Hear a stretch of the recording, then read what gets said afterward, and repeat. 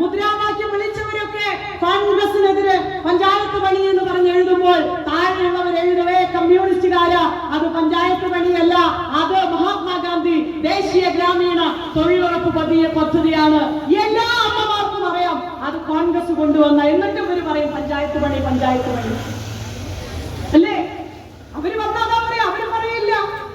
അവരിപ്പോ യോഗങ്ങൾ വിളിക്കുമ്പോ കഴിഞ്ഞ ദിവസം കുഴൽമന്ദത്ത് യോഗം വിളിച്ചൊക്കെ കഴിഞ്ഞ് ഞാൻ താമസിക്കുന്നിടത്ത് ഒരമ്മ പോയിട്ട് ചോദ്യം ചോദിച്ചു, CPM-ന്റെ ഒരു യോഗമാണ്, അത് പഞ്ചായത്ത് പണിയല്ലല്ലോ, അത് മഹാത്മാഗാന്ധി ദേശീയ ഗ്രാമീണ തൊഴിലുറപ്പ് പദ്ധതിയല്ലേ, എടുത്ത വൈറ്റ ആ യോഗം വിളിച്ചാലോചിക്കും നിങ്ങൾ MP താമസിക്കുന്നതിന് വീടിന്റെ അടുത്തായിരിക്കില്ലേ താമസിക്കുന്നത്. അപ്പൊ അമ്മ അതുകൊണ്ടൊന്നുമല്ല, കാരണം ഇതിപ്പോ നിങ്ങളല്ലല്ലോ, നിങ്ങൾക്ക് ഈ രാജ്യം ഭരിക്കാൻ ആകെ കൂടിയുള്ളത് ഈ കേരളം എന്ന് പറയുന്ന സംസ്ഥാനത്ത് മാത്രമാണല്ലോ നിങ്ങൾ ഈ പാർട്ടി ഉള്ളത്. ബാക്കി രാജ്യത്ത് മുഴുവനുള്ള പാർട്ടി ഇന്ത്യൻ നാഷണൽ കോൺഗ്രസ് അല്ലേ? അപ്പൊ കോൺഗ്രസ് ആണല്ലോ ഈ പദ്ധതി കൊണ്ടുവന്നത് എന്ന് പറയുന്ന സാധാരണക്കാരായിരിക്കുന്ന അമ്മമാര് പോലും ഈ പദ്ധതിയിലുണ്ട്.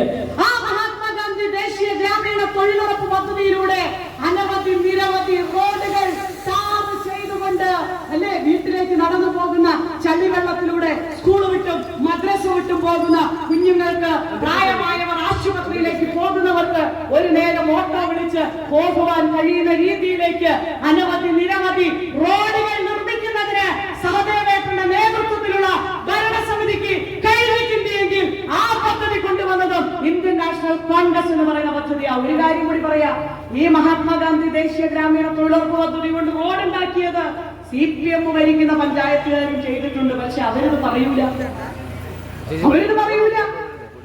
അടുത്ത പഞ്ചായത്തുകാരോട് പറയണം.